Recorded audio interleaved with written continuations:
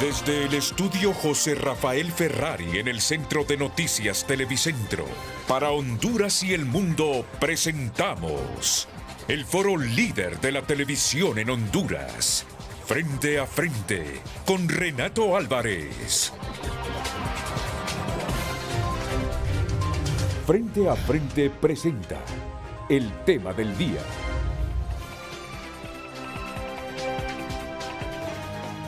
Un sector de la administración pública que debería defender el erario terminó coludido en un reprochable negocio que afecta los intereses de la población. Colusión con 4 bufetes estarían detrás de los embargos de más de 3.000 millones de lempiras que golpean las finanzas públicas, como si los fondos estatales fueran una cuenta más por cobrar. Vienen funcionando desde hace mucho tiempo y se han fortalecido y han visto pues de que estas demandas contra el Estado son rentables y que pueden ser de alguna manera manejadas a beneficio de particulares.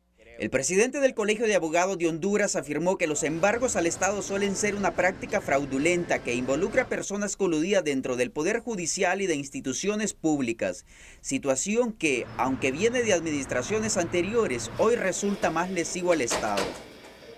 Esto está respondiendo a una práctica fraudulenta de un pequeño grupo de personas coludidas con un pequeño grupo también seguramente de personas dentro del Poder Judicial y con un pequeño grupo de personas dentro de las instituciones del Estado. Hay mucho trabajo, Renato, sin embargo yo creo que aquí es tiempo de ponernos todos los pantalones y comenzar a identificar esas personas. Para el experto laboralista Germán Leicelar, el análisis del caso requiere dar seguimiento detallado a las demandas, verificar si los fallos judiciales han sido congruentes con la ley y revisar si la ejecución de la sentencia se realizó conforme al debido proceso.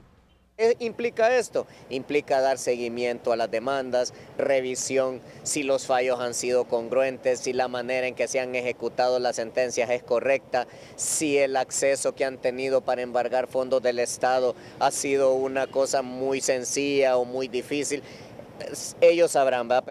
De acuerdo con la denuncia, también se señala la posible participación de 4 agentes de la Procuraduría, quienes habrían dejado vencer términos procesales y no ejercido una defensa efectiva del Estado, lo que derivó en una pérdida de varios casos y en la ejecución de embargos que hoy están bajo investigación.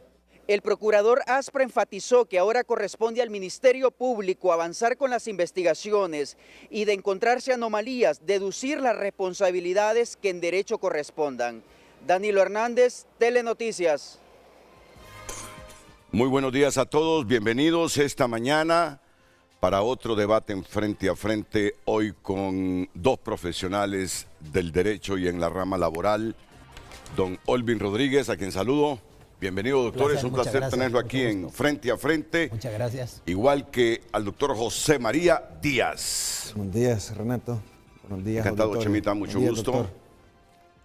Es un placer compartir un nuevo programa con ustedes y a María Correa también preparada para formular la pregunta derivada justamente de la temática que ayer abordamos aquí en Frente a Frente. María, buenos días. Buenos días. El tema del día, la institucionalidad habla de 4 bufetes que estarían detrás de los embargos judiciales para afectar las finanzas del Estado. ¿Estamos frente a un esquema fraudulento o ante el resultado de años de malas decisiones administrativas que ahora el Estado no quiere pagar? Puede participar vía WhatsApp al 9773-6065 y en X nos encuentra como Frente a Frente HN. La pregunta que hace el tema del día, la institucionalidad habla de 4 bufetes que estarían detrás de los embargos judiciales para afectar las finanzas del Estado. ¿Estamos frente a un esquema fraudulento o ante el resultado de años de malas decisiones administrativas que ahora el Estado no quiere pagar? Participe. Frente a Frente presentó el tema del día. Y todavía nos quedamos cortos con la pregunta, porque no solo son bufetes de abogados, pero quisimos acortar la pregunta, sino de funcionarios públicos, El procurador Roberto Aspra ha realizado la denuncia pública ayer en Frente a Frente, que se identificaron al menos 4 bufetes de abogados presuntamente vinculados a procesos atípicos de demandas y embargos contra el Estado. La Procuraduría afirma que estas firmas estarían orquestando demandas laborales o judiciales para generar embargos que según él resultan sospechosos y fuera de parámetros normales. El procurador ha señalado que no es solo cuestión de bufetes, sino también de dónde y cómo se tramitan esos procesos. Existen al menos 2 juzgados que la Procuraduría considera de alto riesgo, ubicados en los departamentos de Choluteca y Olancho. Ahí se estarían gestando demandas y embargos sin el debido control de la Corte Suprema de Justicia. La preocupación es que abogados estarían presentando demandas estratégicamente en estos juzgados para acumular embargos contra el Estado. Según lo que ha dicho Dagoberto Aspra, hay denuncias de que se han enviado hasta exhortos, fíjense bien, se han enviado hasta exhortos supuestamente falsos a la Tesorería General de la República, lo cual sería una forma de validar cobros indebidos. Y obviamente que esto de comprobarse podría constituir delitos como falsificación de documentos, fraude procesal y abuso de derecho judicial. Todavía no hay sentencias judiciales públicas contra los bufetes, ni capturas por este caso. Pero la Procuraduría ha pedido formalmente que el Ministerio Público investigue y actúe. Entendemos que la Corte Suprema de Justicia empezaba a tomar nota del incremento de embargos y de la preocupación interinstitucional. Ya las autoridades de finanzas han advertido que esta situación requiere mecanismos de control para frenar embargos masivos contra el Estado.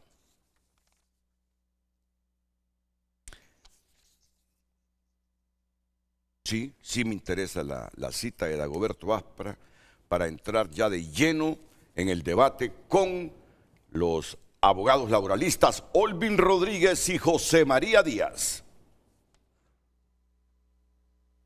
Traer a la PGR, me dijo, yo estoy trabajando en una investigación sobre estos casos. El Ministerio Público tiene en su poder, digo, tiene la oportunidad de presentar esta investigación, que creo que le va muy avanzada, donde ellos han detectado de que se han mandado hasta exhortos falsos a la Tesorería General de la República. Miren la gravedad de las cosas. Me dicen, ni siquiera hay una demanda, falsificaron el exhorto, el documento con el que embargaron las cuentas del Estado. Es grave hasta qué punto se han organizado estas mafias. Hablamos con la señora presidenta, la semana anterior que estuvimos con ella, le identificamos las jurisdicciones de riesgo como Choluteca, La Ceiba y Juticalpa, donde se han gestado demandas que por esa forma, por esa tipicidad con la que se desarrollan, podemos de alguna manera ver de que sí existe dolo, existe una manipulación, existe una instrumentalización de la justicia a favor de terceros, donde también hemos visto participación de nuestros agentes. Quiero informarles que tenemos 4 agentes de la Procuraduría que fueron pasados expedientes al Ministerio Público porque dejaron vencer términos, porque no defendieron al Estado de la forma que se les fue encomendada. La responsabilidad es de todos, ¿verdad? La Procuraduría tampoco se queda atrás en la responsabilidad que ha tenido, donde por omisión, dolo o negligencia ha perdido casos y ha comprometido las finanzas del Estado. El primer día que tomó posesión este gobierno se le fueron quitados 1.200 millones de lempiras a las finanzas, dejándola ilíquida. También le dijimos a la señora presidenta de la Corte que el incumplimiento de las disposiciones generales del presupuesto, artículo 313, donde el juez debe de enviar un oficio a la Tesorería General de la República para que haga la previsión presupuestaria, so pena de incurrir en una sanción que está en el artículo 4, que son una multa de 1 a 30 salarios mínimos. Nosotros la íbamos a ejecutar, la íbamos a impulsar por medio del Tribunal Superior de Cuentas, que es el organismo encargado, y esas multas van a venir en su momento a los jueces que de alguna manera pues embargaron las...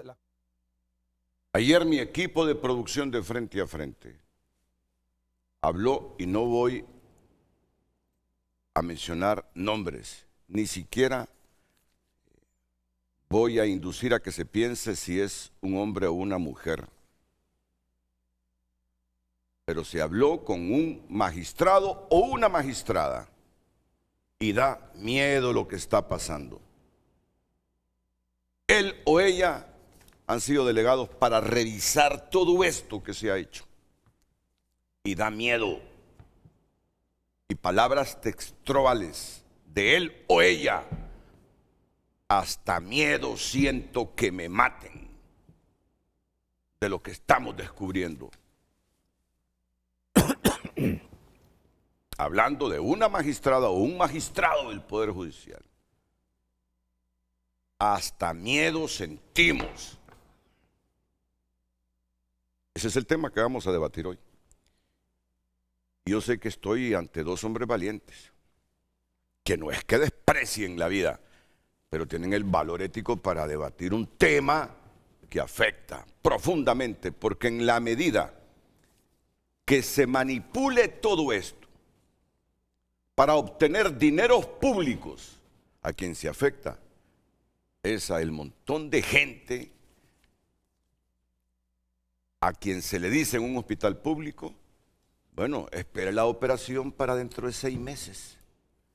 Si quiere, espere la operación para dentro de 1 año. Pero si tiene dinero, ahí están los hospitales privados. A quien afecta todo esto es a un grupo de padres de familia en cualquier recóndita aldea del país que se toman una calle porque el techo de la escuela se cae. Eso es dineros públicos por un monto de 3.000 millones o más todavía, si aquí ayer se dieron cifras escandalosas que deberían servir para mejorar las condiciones de vida. Se queda ese dinero en manos de inescrupulosos que han visto en el presupuesto público una piñata para mejorar sus condiciones de vida. Y lo peor es que esta es una red, según la denuncia, esta es una red donde hay bufetes, funcionarios y exfuncionarios públicos. Don Olvin, muchas gracias. Yo sé que es para gente valiente venir a debatir estos temas. José María Díaz, igual para usted. Así que solo les pido 2 minutos que se oxigenen mejor todavía y venimos con la pausa. Y venimos con el debate después de la pausa.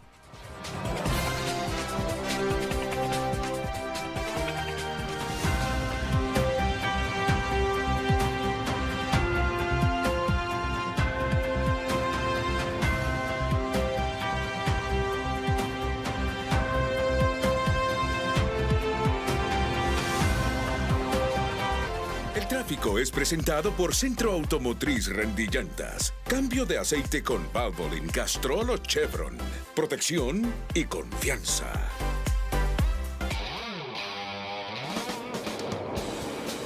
Bien, muy buen día, licenciado Renato Álvarez, público de Frente a Frente, ubicados en este momento a la altura del Boulevard Centroamérica. Así transcurre a esta hora de la mañana, marca el reloj las 7:16. Así transcurre el tráfico vehicular en este punto de la ciudad capital. Bastante fluido a esta hora, pese a que temprano hubo amenazas de tomas en algunas salidas carreteras de la ciudad capital. Pero relativamente un tráfico fluido el que se vive en esta fresca mañana acá en la ciudad capital. Marca las 7:16 el reloj en este momento. Emilio Gómez les informó. El tráfico fue presentado por Centro Automotriz Rendillantas. Cambio de aceite con Valvoline, Castrol o Chevron. Protección y confianza. El debate en Frente a Frente ya comenzó. Puede participar enviando sus comentarios a WhatsApp y a X con la pregunta: la institucionalidad habla de 4 bufetes que estarían detrás de los embargos judiciales para afectar las finanzas del Estado. ¿Estamos frente a un esquema fraudulento o ante el resultado de años de malas decisiones administrativas que ahora el Estado no quiere pagar? Participe vía WhatsApp al 9773-6065 y en X nos encuentra como Frente a Frente HN.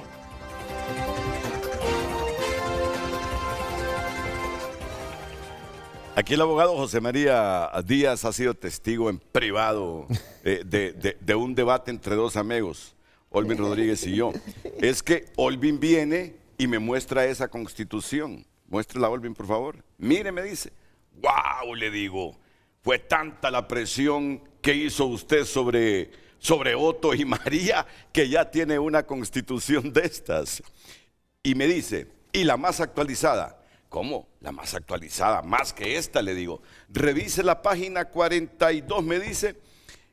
Y ya miro ahí el nombre en la lista de presidentes de las Asambleas Nacionales Constituyentes y Congreso Nacional de la República de Honduras, 1965-2026.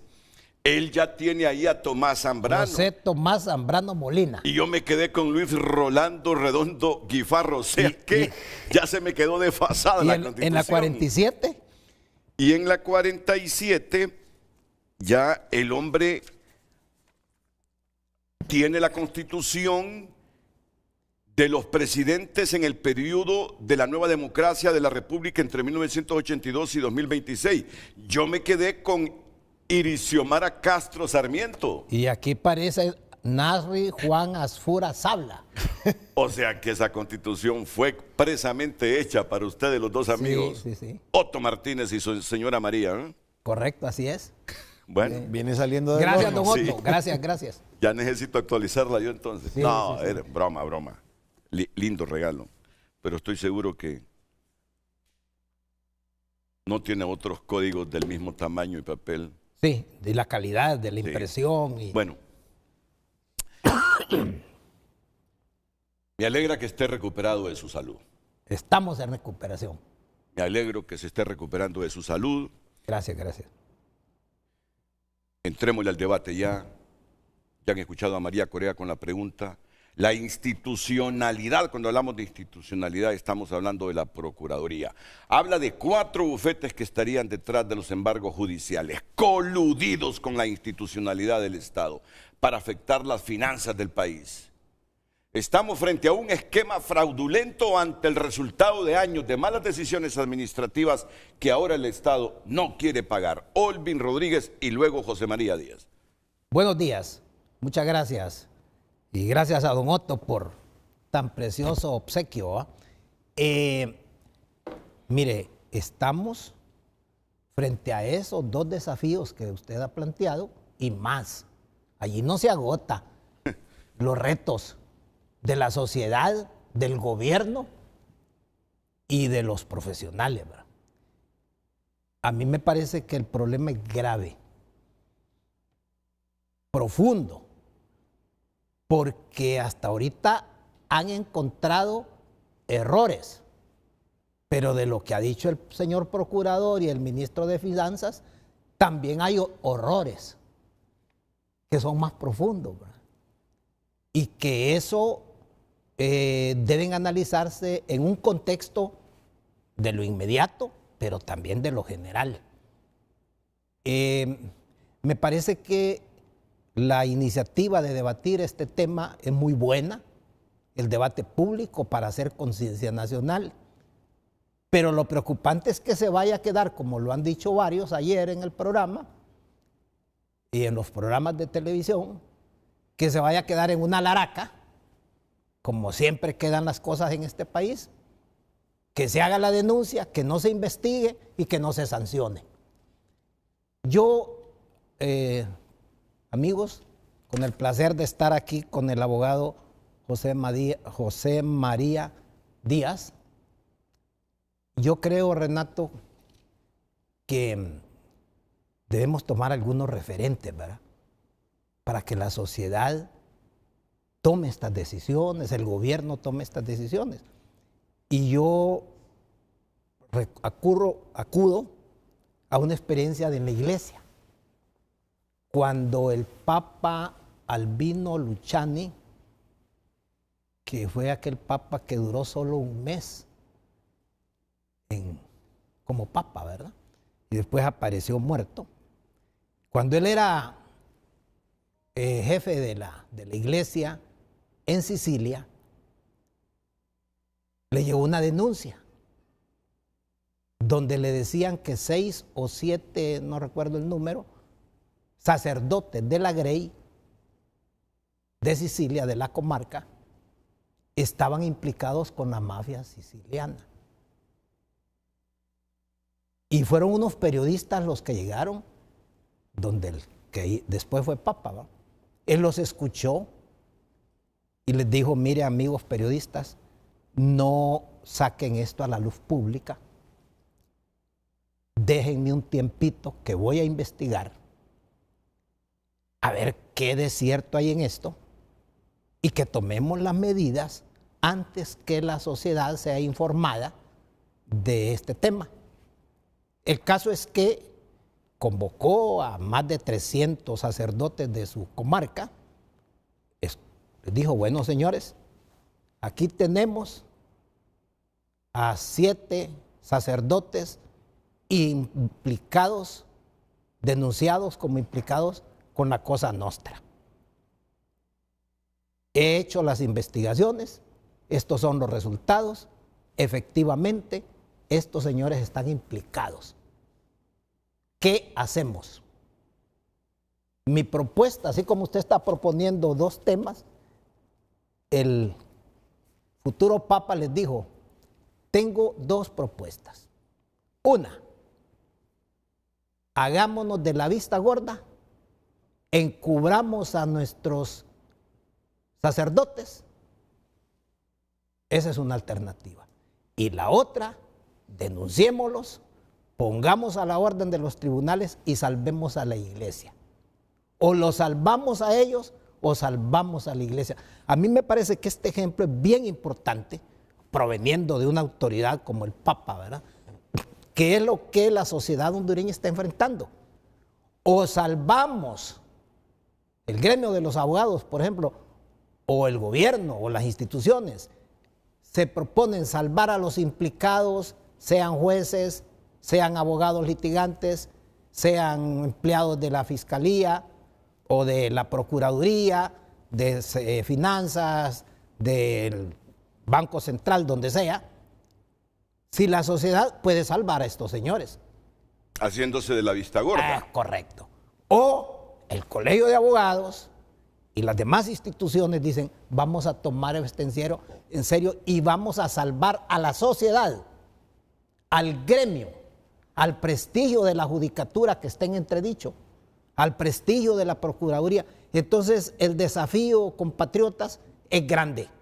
Y el tema que este programa está poniendo en el tapete tiene mayor trascendencia que embargos y que los 4 bufetes implicados. Esto tiene otras dimensiones, es un problema casi como un huracán, como un terremoto en la sociedad hondureña. Es decir, él me deja pensando que el problema que estamos planteando es corto en comparación con la mafia que ordeña el presupuesto público del Estado de Honduras. De otra manera no lo puedo entender. Creo que usted va más allá. Y me dice, Renato, si esto apenas es la puntita del iceberg. Y ahora entiendo a esa magistrada o a ese magistrado que ayer le ha dicho a mi equipo de producción que es casi el olor de la Cosa Nostra lo que ha pasado con el Estado de Honduras y su presupuesto público. Y que hasta temen por su vida. Ya me va a desentrañar usted eso, porque usted me ha dejado más preocupado de lo que venía. Que esto apenas sea la puntita del iceberg. Si me lo dice un abogado que se ha dedicado a la profesión desde hace décadas, que estudió en Italia, primero aquí en la Autónoma, que conoce a fondo cómo se mueve el país en materia legal, es porque hay algo más. Y yo quisiera que me lo dijera hoy. Voy a escuchar ahora la opinión de José María Díaz. Buenos días, Renato. Buenos días, doctor Olvin Rodríguez, connotado maestro de la Facultad de Derecho. Y yo que soy catedrático de la Universidad Nacional Autónoma de Honduras, de las clases de Derecho Laboral, no se puede dar clases sin consultar el libro del doctor Olvin Rodríguez, Derecho Individual del Trabajo, y obviamente es un enorme gusto y placer compartir el set con él. Buenos días, pueblo hondureño, y yo quisiera dar una introducción, Renato, algo distinta al tema del día, prácticamente porque lo que estamos viendo ahorita en el país es algo inédito, y usted no me dejará mentir. Usted tendrá unos 40, 50 años de carrera periodista, empezando por Televisa, bueno, lo he escuchado en programas que empezó en la radio, Televisa y ahora Televicentro, pero creo que es primera vez que un presidente de la República, a escasas semanas de haber tomado la silla de ese mandato constitucional que electo por el pueblo, pone el problema de las demandas laborales dentro de sus ejes principales de gobierno.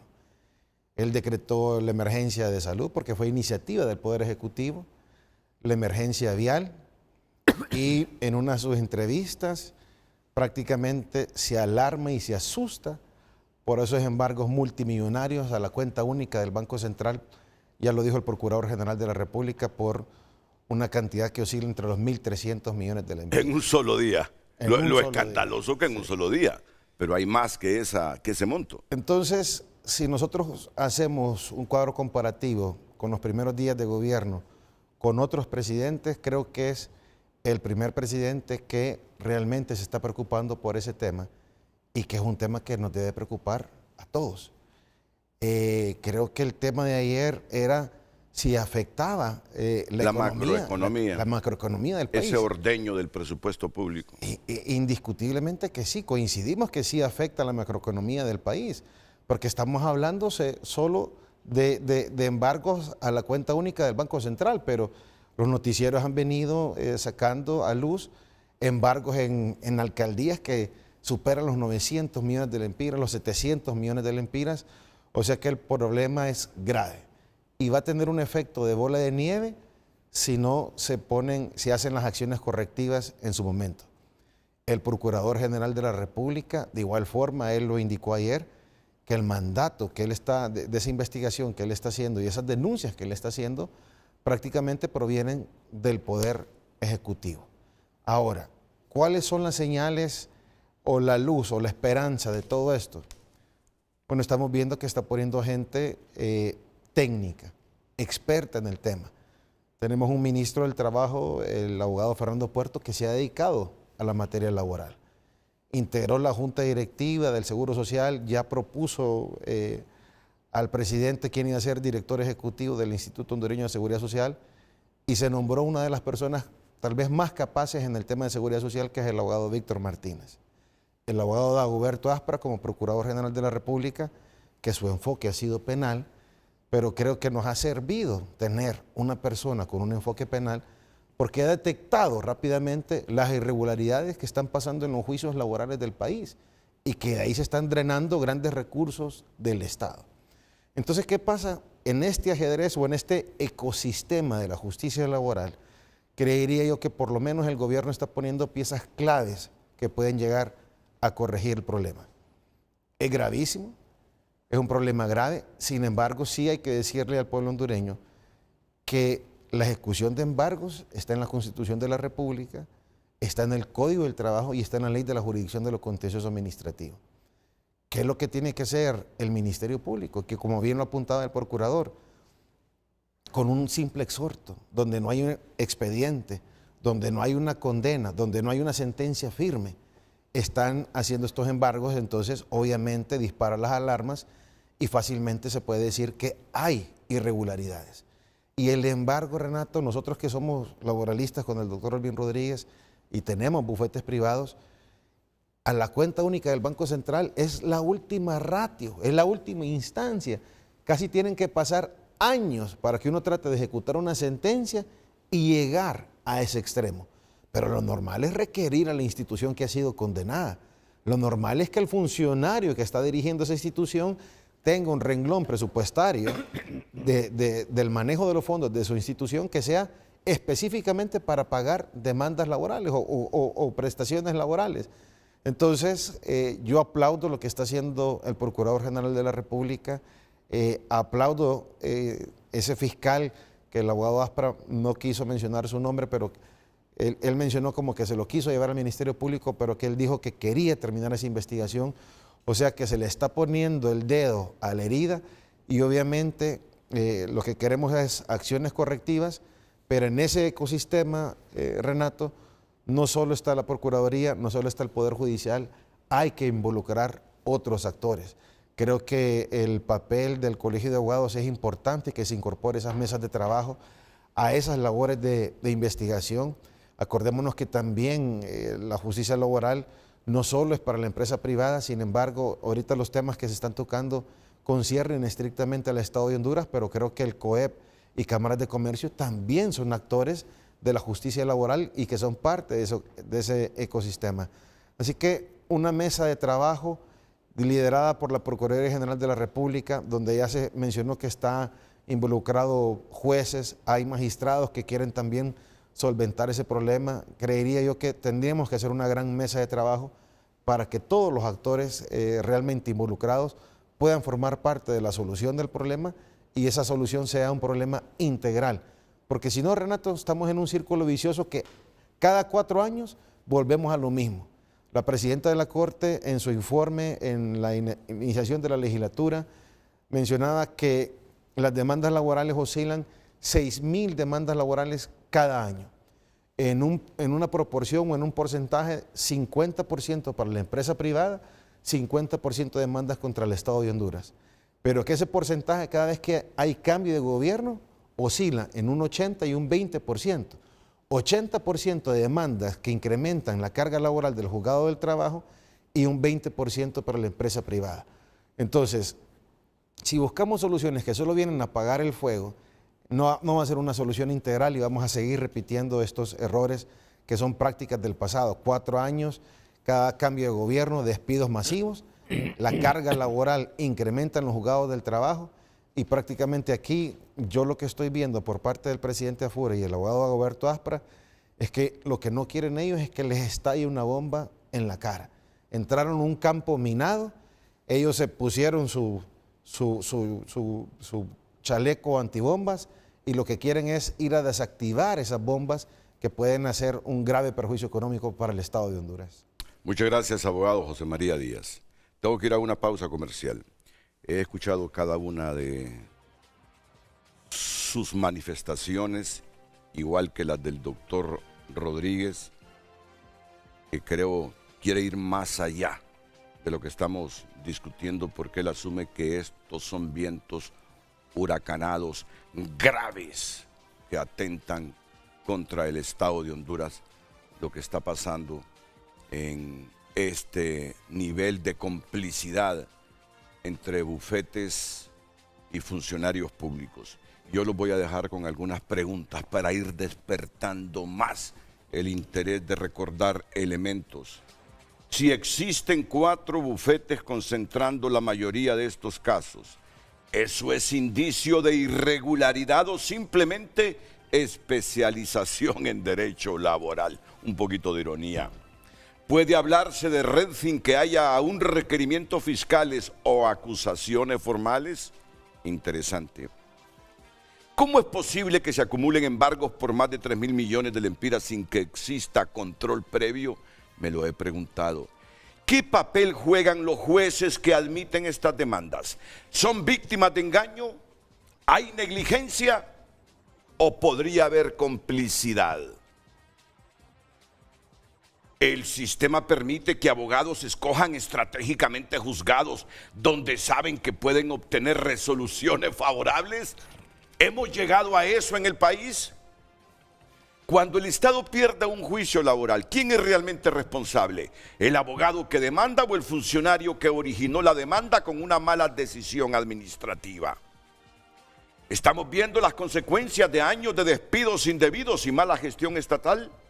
¿Puede el Estado negarse a pagar una sentencia firme, arguyendo impacto presupuestario? ¿Qué tan grave es que se hablen de exhortos presuntamente falsos? ¿Cómo funciona el mecanismo para que un exhorto llegue a tesorería y se ejecute un embargo? ¿Dónde fallan los controles administrativos? Y vamos a ir más allá, por si algunos creen que el programa está sesgado. ¿Se está criminalizando el ejercicio profesional de los abogados? ¿O francamente aquí hay abogados sinvergüenzas? Que conste, la sinvergüenzada está en todos los gremios, ¿verdad? no solo en el de ustedes. ¿Es prudente hacer denuncias públicas antes de presentar acusaciones formales? Interesante también. ¿Quién responde si estas acusaciones terminan sin pruebas? ¿Podría tratarse de una disputa política trasladada al ámbito judicial? Miren, todo esto ha nacido porque el gobierno actual afirma y sustenta que en un solo día le drenaron 1.500 millones de lempiras de la cuenta única con estos embargos judiciales. Una municipalidad de Valle, Langue, 60 millones de un solo. Tenemos suficientes herramientas para pensar que esta es una red criminal que incluso provoca que desde los magistrados de la Corte Suprema, al menos una o uno dice que está viendo cosas que solo demuestran lo podrido que está esto. Vamos a escucharlo a usted de inmediato. Yo solo pongo el panorama y facilito que usted, con su experiencia en este campo, nos permita tener información suya, reflexiones suyas, su experiencia, que ayuden al Estado a corregir esta problemática, y lo mismo con el abogado José María Díaz. Atentos que volvemos.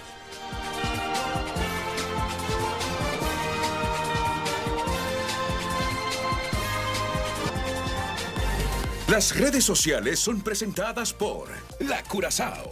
Estamos mundialistas para equiparnos con Credi Oportunidad. Disfruta de beneficios exclusivos y compartamos juntos la emoción de cada partido. Es momento de dar espacio a la participación de nuestros televidentes. Damos lectura a algunos mensajes que nos llegan en X. Marco Matamoros dice: este esquema fraudulento tiene muchas manos que en la cadena se van formando alianzas del mal, entrecomillado, para ir ganando terreno y hasta legitimar un acto corrupto en legal y destruir la institucionalidad con actores internos y externos dentro de la misma. Otro usuario nos dice: todos los abogados de cada ciudad saben que hay un dueño del de los juzgados. Lo que pasa que hablar es poner la vida en riesgo. Hemos visto la indefensión del Estado y abogados redactando las resoluciones de jueces con puntos y comas. Marco Antonio Baday: históricamente las millonarias demandas y embargos contra el Estado han sido el mecanismo mediante el cual pequeños grupos se enriquecen con dinero público bajo apariencia de legalidad.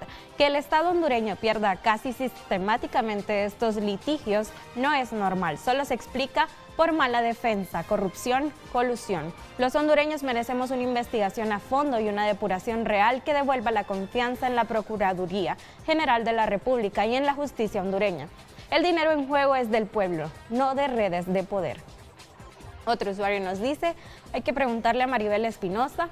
Raúl Villalta también nos dice en X: más allá de cualquier mala actuación de abogados laboralistas, las altas incidencias de demandas laborales en contra del Estado es debido a las malas decisiones administrativas de funcionarios que no saben cómo despedir conforme a derecho a los empleados. Otro mensaje que nos llega de Edgardo Mejía en X: estamos frente a crimen organizado, colusión entre fiscales, bufetes de abogados, funcionarios públicos, alcaldes, diputados, ministros, rangos medios, narcos y mareros. Damos lectura también a sus mensajes en WhatsApp. Buen día, señores. Les diré, en mi caso demandé en Banprovi hace 4 años y estuve presionando todos estos años. Hasta la fecha de hoy no me han dado ni un 5. ¿Por qué? Porque al gobierno de Libre no le interesaba nada. A quien le corresponde que investigue en Banprovi cuántos embargos hay y a saber cuántos le vendrán. Les saludo desde San Pedro Sula. No solo pasa en el Estado, hay abogados que se dedican a tomar casos laborales para aprovecharse de empresas pequeñas. ¿Cómo es posible que a mí me demandaron desde el 2022 y hasta el 2025 me encontraron del juzgado? El abogado con conexiones hizo que pasara el tiempo metiendo recursos para buscar cobrar salarios caídos que llegan casi a los 300,000 lempiras para una empresa pequeña como la mía. ¿Cómo es posible eso? Increíble que se aprovechen un grupo de abogados que se dediquen a ejercer este tipo de estafa y extorsión, imponiendo recursos para que las cosas se alarguen y se hagan grandes y sacar grandes tajadas económicas. Otro mensaje que nos llega a WhatsApp. Buen día, siempre se han dado esos casos de fraude de ley y lo generan a propósito los mismos funcionarios que mal despiden. Hay grupitos de bufetes de cachurecos liberales y libres, según quien gobierne, actúan. No es nada nuevo, solo que ahora el Partido Nacional quiere darse baños de pureza. Sobre esa nueva ley de despido, que lo hagan conforme a ley y que le pongan la colita que quedan obligados los funcionarios a no contratar más personal. De lo contrario, nada hacen. Continúe participando y enviando su opinión a través de X y WhatsApp. En Frente a Frente, nos interesa tu opinión.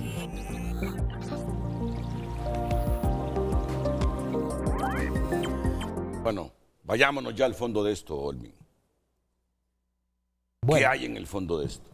Mire, yo no quiero ser repetitivo porque ya brillantemente el abogado colega José María Díaz ha explicado algunas cosas, entonces voy a tratar de no incidir en lo mismo.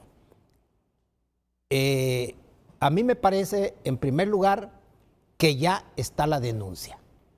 La denuncia que la hizo el procurador y que la hizo pública el ministro de Finanzas. Entonces, de acuerdo con la ley del Ministerio Público, un proceso se inicia o por denuncia o por querella. O sea que ya está abierto el camino de la denuncia. Eso significa que las instituciones responsables deben proceder de inmediato a hacer las investigaciones y buscar los mecanismos para que eso sea lo más expedito posible, de manera de que se ataque el problema con prontitud, con decisión, con determinación y de la manera más incluyente posible. Es decir, sin favores, sin prebendas, sin consideraciones de tipo amistoso, político, y tampoco sin odios contra nadie. Se trata de algo para beneficiar a la sociedad, al Estado, pero también para beneficiar a todo el mundo. Porque, por ejemplo, la empresa privada, en los juicios contra la empresa privada, está siendo terriblemente perjudicada. ¿Por qué? Porque esos juicios que duran tantos años, cuando vienen los salarios dejados de percibir, como bien lo decía un televidente, eso puede quebrar una empresa, pero también puede quebrar una municipalidad. O sea, imagínense cómo es de grave el asunto, que una municipalidad como la de Langue u otro tipo de municipalidades, un juicio laboral puede llevarlas a una situación de parálisis total de todos sus proyectos. Entonces la situación afecta a los empresarios, afecta a los gobiernos locales, afecta a los abogados, porque usted no tiene idea, televidente, cuánta gente nos está llegando a los bufetes a pedirnos que nosotros hagamos lo mismo que otros hacen. Así es, porque nos dicen, ¿cómo? ¿Y usted por qué ha alcanzado tanto tiempo? Y mire, el abogado en otros lados se ha hecho este procedimiento rápido, ¿y usted por qué no lo hace? ¿Y por qué no me gana el juicio de cualquier manera? Entonces mi respuesta, señores, yo no quiero ir a la cárcel, ni quiero que nadie vaya a la cárcel. Tenemos que buscar, por eso, mecanismos institucionales. O sea, que la labor de investigación, de sanción, corresponde ya a las instituciones del Estado. Deben cumplir eso, porque de lo contrario, o sea, ningún abogado, como lo decían bien ayer en el programa, se va a poner a hacer denuncias contra fulano, contra sutano, porque lo mandan a matar.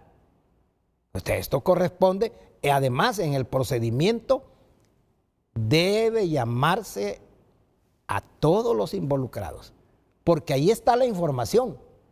En los juzgados saben qué bufetes trabajan con transparencia y qué bufetes trabajan con irregularidades. Bien los conocen, pero también saben dentro de los juzgados qué funcionarios se prestan tanto dentro del sistema judicial como extrajudicial para este tipo de cosas.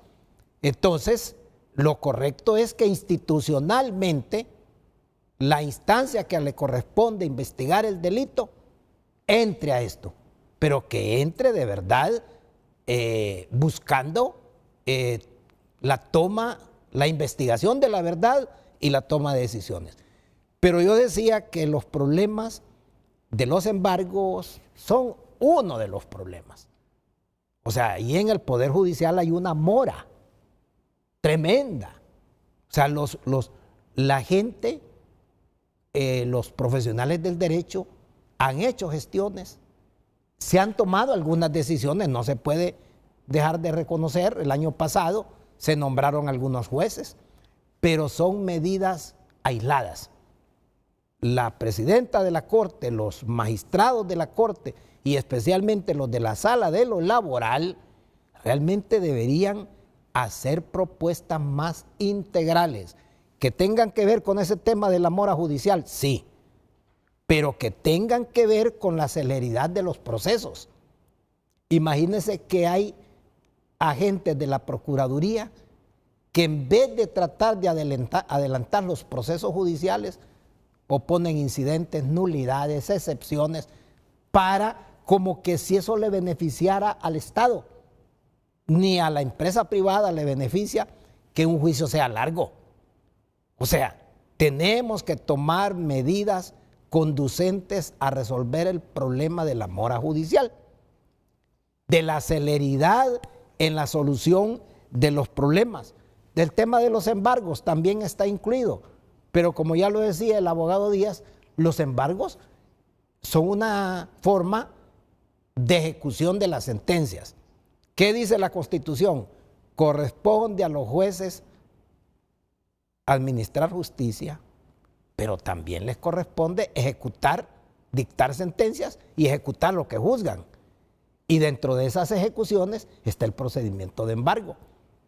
Lo que pasa es que ese procedimiento de embargo se ha llevado a cabo, según las denuncias del procurador y del ministro de Finanzas, de manera irregular. Entonces no se trata de que la figura de los embargos sea una figura inconstitucional ni mucho menos ilegal. Es una figura contemplada en el procedimiento. Claro, pero si un juez laboral dicta una sentencia, le comunica a la Secretaría de Finanzas, a la Tesorería, existen estas sentencias, prográmelas para que pague. Pero la Secretaría de Finanzas se hace de la vista gorda, no programa, y entonces el abogado, cuando pasa un término prudencial, ¿qué hace? Recurrir al mecanismo que le otorga la ley de embargar en defensa de los intereses de su representado. Entonces, el procedimiento de embargo se puede revisar, claro que se pueden tomar medidas, pero hay medidas anteriores. Imagínense que alguien demande por una cuantía que no es real y el juez no toma cuidado, no revisa eso, no se garantiza si esa cuantía es o no. Entonces eso tiene que ser controlado. Hay otros países que han tenido los mismos problemas y han buscado, por ejemplo, en el caso de Colombia, que yo he estudiado bastante la legislación colombiana, el Código General del Proceso de Colombia de relativamente reciente aprobación, habla, abogado, de una institución, establece una institución allí que se llama el juramento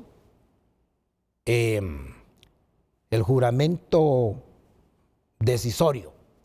O sea, quiere decir que regulan aquel abogado que ha propuesto una cuantía, y si es exageradamente, porque las cuantías nunca son exactas, ¿verdad? Son aproximadas. Pero una cosa es que usted haga una cuantía de 100,000 lempiras, que de repente es lo real, y otra que la haga de 200,000, que es el doble. Y lo peor es que venga la Procuraduría o el apoderado de la empresa, en el caso de la empresa privada, y se allane a eso. Es decir, acepte las pretensiones, porque entonces inmediatamente hay un acuerdo, ese acuerdo lo llevan a homologación del juzgado competente y viene y el juicio se terminó, pero se terminó irregularmente, que aparentemente es lo que ha ocurrido en algunos departamentos del país y no sé si en Francisco Morazán. Entonces, el problema de la mora judicial, el problema de los embargos, ese problema de por qué no acelerar los juicios. Fíjese que como me he metido a estudiar el tema desde hace algunos años, ¿qué hicieron los mexicanos? Los mexicanos reformaron la Ley Federal de México, pero antes de hacer la reforma se fueron a Chile, porque dijeron, en Chile es donde mejor está funcionando la institución de la conciliación, de conciliar los juicios antes de irse al juicio, ¿va? Entonces, ¿qué lograron los chilenos? Los chilenos lograron reducir la mora judicial en un 35% gracias a implementar mecanismos alternos de solución de conflictos como es la conciliación. Entonces los mexicanos fueron y también se dieron cuenta que en Brasil la reducción de la mora judicial la hicieron en un 40%, más que los chilenos, en todos los estados del Brasil. Entonces los mexicanos, con lo que vinieron de observar en Chile, yo he escuchado a algunos de los magistrados que fueron a Chile, el informe que dieron. Entonces, cuando vinieron, dijeron, vamos a cambiar todo este sistema. ¿Se acuerda que en México funcionaban las juntas de conciliación y arbitraje? En 70 años esto no nos funcionó. Ahora vamos a establecer un centro nacional de conciliación. Eso ya está aprobado, es un mecanismo que está actuándose en México, de manera que ellos están aprovechando de las experiencias de otros países. En el caso de la República Dominicana, por ejemplo, haya habido una reforma también laboral, y yo escuchaba al presidente de la Corte Suprema que casi no lo creía, pero el presidente lo dijo en una exposición, en una conferencia, que ahora los juicios laborales en la Dominicana están durando 6 meses. Los juicios laborales. Ese país se ha transformado. Claro, ¿qué están haciendo los dominicanos? ¿Qué están haciendo los chilenos? Y en el caso de Colombia, también excelentes experiencias en Colombia. Y casi todos se inspiran en Chile. Las compras que hace el Estado están inspiradas en el modelo chileno para que se digitalice y reducir la corrupción, la manipulación. Mira, claro. Se lo digo con toda sinceridad, muchos países de América Latina y el Caribe se inspiran en Chile para las buenas prácticas públicas, y la Dominicana es uno de ellos. Claro, entonces aprendamos de las experiencias, porque no nos metamos a inventar el agua caliente. Por ejemplo, en el tema de la carrera judicial, ¿verdad? Óigame, la carrera judicial, yo sé que el abogado, no sé si comparte mi criterio, pero allí ha habido una parálisis de hace muchos años. Es decir, de un sistema judicial que no se ha revisado a profundidad. ¿Respecto a qué? Por ejemplo, al ingreso de los jueces, a la promoción de los jueces. Fíjese que antes, señores televidentes, porque esto lo vivimos los que ejercimos hace muchos años, hemos ejercido desde hace muchos años, en los juzgados antes había un procedimiento muy bueno, que una persona empezaba como escribiente, como archivero, después pasaba a ser escribiente, después secretario, receptor, y terminaba siendo juez. Entonces se aprovechaba la experiencia, la transparencia, la conducta de la persona, los méritos, para nombrar a un nuevo juez. Pero ese procedimiento se abandonó. ¿Y qué pasó? Ahora, quienes se han preparado en los juzgados del trabajo y de lo civil y de todo, se van para otro lado o se dedican al ejercicio profesional porque no ven expectativas en la carrera judicial, porque eso se distorsionó. Y entonces, para hacer el favor político, traen a un juez que va a una persona que va pasando, lo ponen de juez, no conoce la materia laboral, tiene que pasar un tiempo para aprender, O sea, que hay prácticas que tienen que corregirse para las promociones, para los ascensos. El otro tema es que, y lo voy a tomar de México, mire, compañeros, hay que aprender de los demás países. México se dio cuenta, o sea, en México fue una sacudida. En México se transformó la Ley Federal del Trabajo por presión de los Estados Unidos. Hasta que la Pelosi les dio un mes y les dijo, si no hay reforma laboral, les damos un mes, porque si no hay reforma laboral, no vamos a firmar el Tratado de Libre Comercio. La Pelosi que dice el doctor Rodríguez es Nancy Pelosi, que fue presidenta del Congreso. Entonces, los mexicanos transforman su sistema, no solamente laboral, pero la Ley Federal del Trabajo. Y una de las cosas, oiga lo que hicieron, le pidieron a un equipo de juristas españoles de la Universidad de Girona, se trajeron al equipo y le dijeron, señores, necesitamos una sacudida en el Poder Judicial, necesitamos capacitar. Y empezaron estado por estado a darle formación a los juristas que se desempeñaban como jueces y también a los profesionales del derecho.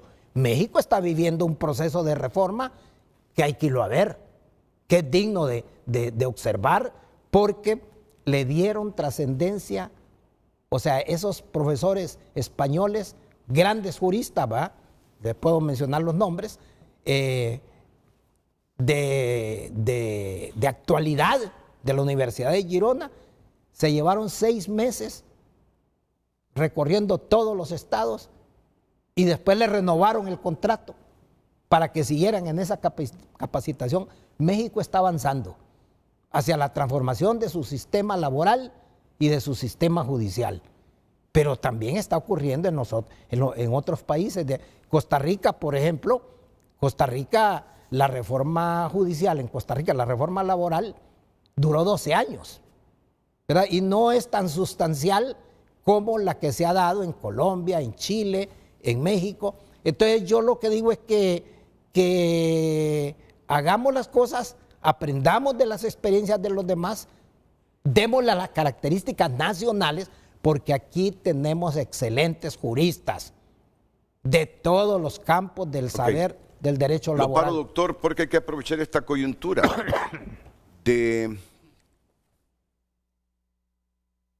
Consejo de la Judicatura que se va a crear pronto después de aprobarse la ley. Que ya existía. Pues sí, ya sabemos, pero no funcionó. Correcto. No funcionó. Aprovechemos esta coyuntura. Pero sobre eso, discúlpeme, que lo he estudiado bastante. Y ya usted ya me lo va a decir, para eso te he invitado, para que socialice todo. Me pongo de pie porque ha escrito algo el ministro de Finanzas. Ahora,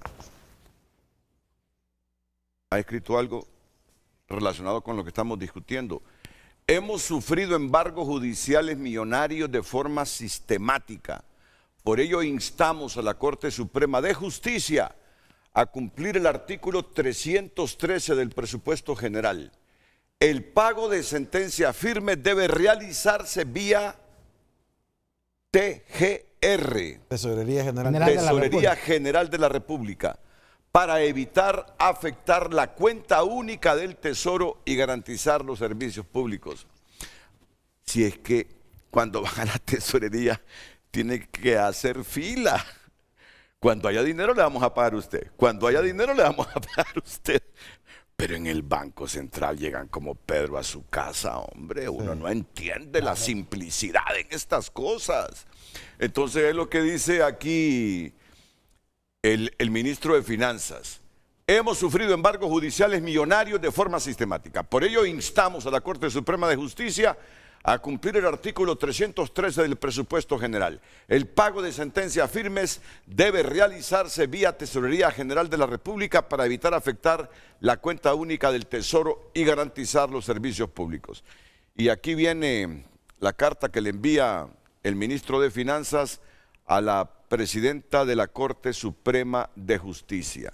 La Secretaría de Estado en el Despacho de Finanzas, a través de la Tesorería General de la República, garantiza el pago de las sentencias judiciales firmes como consecuencia de demandas promovidas contra las instituciones del sector público. Cuando se emitan órdenes judiciales para la aplicación de embargos como resultado de la ejecución de dichas sentencias, los juzgados correspondientes librarán el oficio o copia de la sentencia firme directamente a la Tesorería General de la República, para que los montos embargados se ajusten a la disponibilidad presupuestaria de cada una de las instituciones demandadas, sin que se afecte el cumplimiento de los pagos en concepto del servicio de la deuda pública. Ya ven, cuando me mueven eso así de manera abrupta, me pierdo en la lectura. Ya me perdí. Entonces, estaba pensando en algo. Usted decía el Consejo de la Judicatura. Sí, ya vamos a hablar del Consejo de la Judicatura. Hay que aprovechar esta coyuntura. Por cierto, hay una controversia con esa reforma. Hay una controversia con esa reforma que se aprobó en el Congreso recientemente para limitarle las atribuciones a la presidenta de la Corte. Algunos dicen que esa fue una reforma constitucional que requería de la ratificación en la siguiente legislatura. Otros dicen que no es eso, que es temporal, que no afecta a la Constitución. Pero percibí prudencia en la presidenta de la Corte Suprema de Justicia reaccionando ante esto. ¿Qué entendí de lo que dijo en su comparecencia de ayer? Bueno, dice, lamento que iniciativas que tienen que ver con el Poder Judicial no esperen que nosotros las hagamos, sino que el Congreso lo hace. Y citó ahí una organización a la que está afiliada a Honduras. Pero aquí pensé yo, presidenta, pero usted tuvo suficiente tiempo para enviar esa iniciativa del Consejo de la Judicatura al Congreso. Como 3 años y no la envió. Entonces quedó usted con la discrecionalidad de hacer traslados, remociones, cambios de jueces. Pero me gustó la prudencia.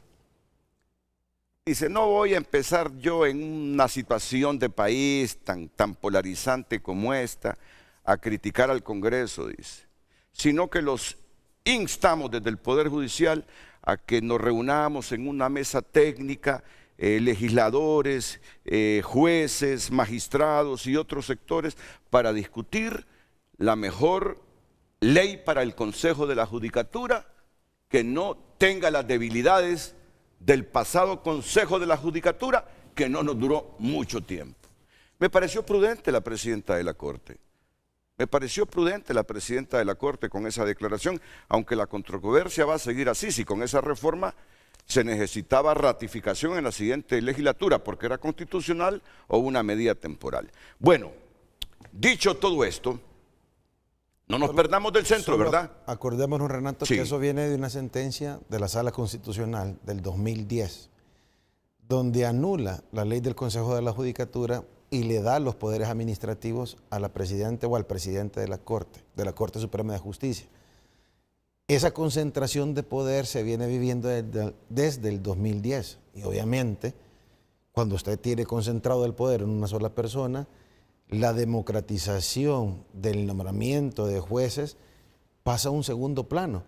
Lo correcto es que los magistrados de la Corte Suprema de Justicia se enfoquen en cuestiones jurisdiccionales, no administrativas. Claro. El Consejo de la Judicatura, que no en esa reforma que hizo el Congreso ahorita, solo le quitan los poderes absolutos a la presidenta de la Corte para poder nombrar y despedir personal. Pero dejaron por encimita o se les olvidó tocar el tema del Consejo de la Judicatura y lo que venía haciendo España y el resto de los países latinoamericanos. Separar por completo las funciones administrativas con las funciones jurisdiccionales. Y además también hay una dualidad donde la Constitución de la República ya le dice que los magistrados, los 14 magistrados que restan, integran las salas y conocen de los recursos de casación y la Sala Constitucional de las garantías constitucionales. Entonces ahora pareciera ser que el Pleno de la Corte Suprema de Justicia, los 15 magistrados, se vuelven a meter a funciones administrativas para volver a nombrar y despedir personal y regresamos al pasado nuevamente a seguir repitiendo los errores del pasado. que ojalá que se supere esa situación. Ok, muchas gracias. Tengo que ir a una pausa comercial, pero me inquieta algo. ¿Cómo es posible que se acumulen embargos por más de 3.000 millones de lempiras sin que exista un control previo? ¿Será parte de la misma mafia? ¿Será todo alevoso y premeditado? Pero óigame, es que hay cosas tan alarmantes para el auditorio que no son abogados, ¿va?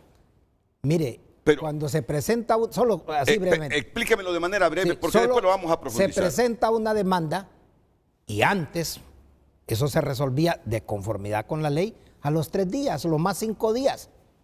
Ahora, para ponerle el auto, que así se llama, donde se admite esa demanda, se lleva entre 3 y 6 meses para que le admitan, para que le digan que su demanda se va a admitir o que tiene que hacer, ¿cómo se llama? Observaciones. La aclaración, la subsanación. La subsanación, etcétera. Entonces, eso le da la idea, ¿cómo es posible que se tarde tanto tiempo para emitir un auto de admisión? Y no digamos las audiencias.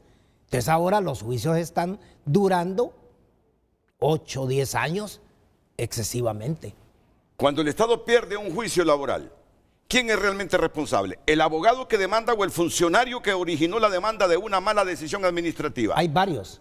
O sea, la responsabilidad, empezando por el abogado que demanda, ¿verdad? Ya lo señalábamos con cuantías exageradas, pero que la labor de los abogados es para colaborar con la impartición de justicia, con el juez, para que los juicios salgan de la manera más expedita, más acelerada posible. Ese es el papel de los abogados. ¿Qué reforma necesita el sistema para evitar embargos masivos contra el Estado? La reforma es cultural. O sea, porque ya se hizo el intento.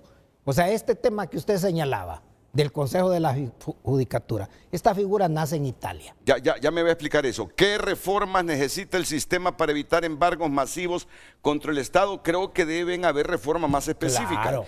¿Debe existir un techo presupuestario para pago de sentencias? Así es. Debe existirlo, ¿no? Tiene que ver con el Óigame, presupuesto. dejaron ilíquido. 1.500 millones sacaron en un solo día por esos embargos judiciales. ¿Qué Estado va a sobrevivir con dignidad si le sacan solo para pagar embargos judiciales? Pero hay medidas preventivas a las cuales yo me voy a referir. Bueno, perfecto. ¿Cómo blindar la tesorería sin vulnerar derechos laborales legítimos? Miren lo que está diciendo el ministro, que no vayan a la cuenta única, le está pidiendo al Poder Judicial, sino a la tesorería. Si lo decide así el Poder Judicial y mandan esos embargos a tesorería, ¿cómo blindar la tesorería sin vulnerar derechos laborales legítimos? Es que a quien el Estado despide ilegalmente tiene todo el derecho pues a demandar al Estado, en eso estamos de acuerdo. La misma Constitución de la República en el 128, numeral 4, cita los derechos laborales en un sitio privilegiado, porque tener créditos privilegiados a favor de los trabajadores tienen preeminencia. Una disposición del presupuesto no va a estar por encima de la Constitución. Entonces, todo el mundo lo sabe que el único crédito que está encima de los créditos laborales es el de alimentos para los niños. Pero después el crédito laboral está por encima de cualquier otro. Entonces, las respuestas no están sencillas, por eso es que proponemos esa mesa de trabajo para que se le busque una salida integral. Pero el epicentro, Renato, el doctor habló de la conciliación, el epicentro es del funcionario que despide sin obedecer al procedimiento disciplinario, sin respetar el derecho a la defensa y sin señalar una falta grave que amerita el despido. Y de ahí viene la acción de repetición que mencionaba el abogado Aspra, porque ese funcionario hizo que el Estado incurriera en gastos y en erogaciones enormes por haberle violado el debido proceso a ese empleado público. Bueno, vamos a ir a la pausa comercial,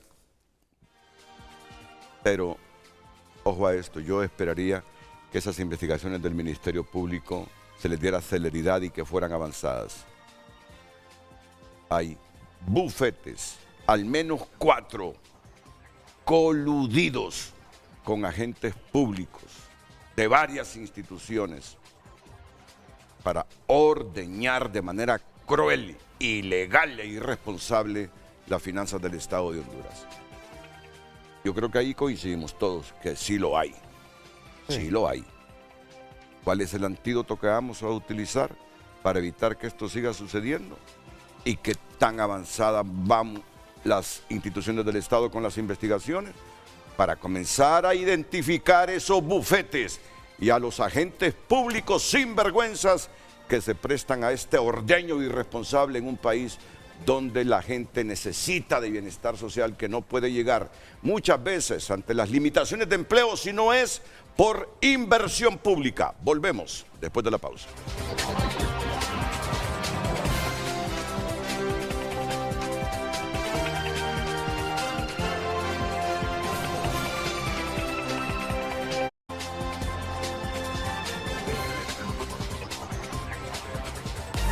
Las redes sociales son presentadas por La Curazao. Estamos mundialistas para equiparnos con Credi Oportunidad. Disfruta de beneficios exclusivos y compartamos juntos la emoción de cada partido. Tu opinión es muy importante para Frente a Frente. Damos lectura a mensajes que nos llegan en X. Emil Ruiz: de esa corrupción manejada en las demandas al Estado nace aquel dicho que dice que ganarle al Estado es como pegarle a un bolo.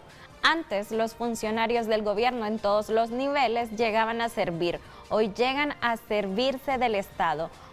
Un usuario de Honduras se expresa: el problema no es solo en lo laboral. Investiguen la Corte de Apelaciones de lo contencioso administrativo. Empresas que no cumplen los contratos de obra pública y demandan al Estado. Y les dan la razón. Investiguen a receptores, secretarios y jueces del Juzgado de Letras de lo Civil. José Rafael Padilla: ¿por qué Renato no habla de la violación a los derechos de los trabajadores? A través de un decreto quieren prohibir que la gente pueda demandar. Ningún decreto está por encima de la Constitución y del Código de Trabajo. Miguel Zelaya: miren, los abogados conocemos el problema y radica que cuando se pone la demanda, la mandan a dormir, sin llevar a cabo la citación, emplazamiento del patrono en tiempo y forma, y ahí se va acumulando tiempo, por ende, dinero. Roger Triminio: la Municipalidad de San Pedro Sula y el Estado de Honduras enfrentan una millonaria demanda que podría ascender a 14.000 millones de lempiras en caso de que no se logre resolver el problema legal relacionado con el terreno contiguo a la gran terminal de buses. Dante Mossi, el expresidente del BESIE, nos escribe: Renato, aquí la responsabilidad es de las instancias del Estado que no supieron manejar las demandas.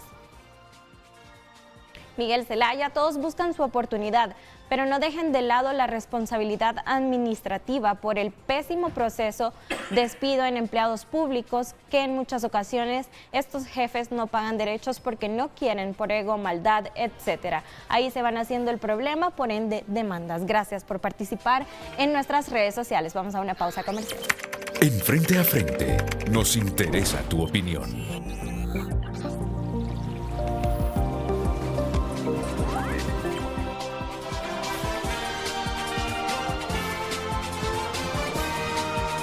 Hoy en tu nota es presentado por Farmafácil. Realiza tus pedidos con delivery gratis. Farmafácil, bienestar a tu alcance. En digital usted se puede informar también en tunota.com, que hoy destaca en su portada: desempleo baja a 6.14% en Honduras, pero ingresos estancados presionan hogares. Entre otros titulares, la policía detiene al expríncipe Andrés, hermano del rey británico Carlos III. Y otro titular: donde hacer pruebas de maternidad y paternidad en Tegucigalpa. Si está pasando, está en tunota.com. Esa es notición.